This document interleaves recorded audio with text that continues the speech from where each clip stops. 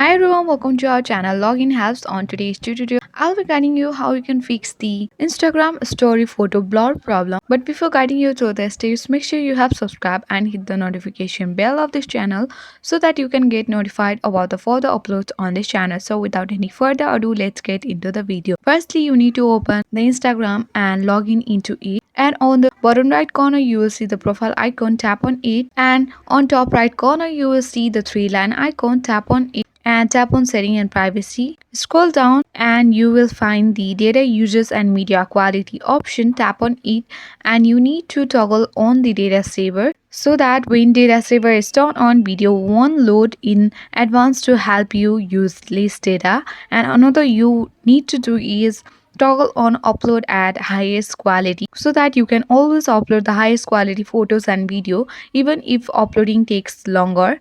So when this is off, we will automatically adjust upload quality to fit network conditions. So doing so, you can easily solve this Instagram story for a blur problem. So this is it guys. Thank you.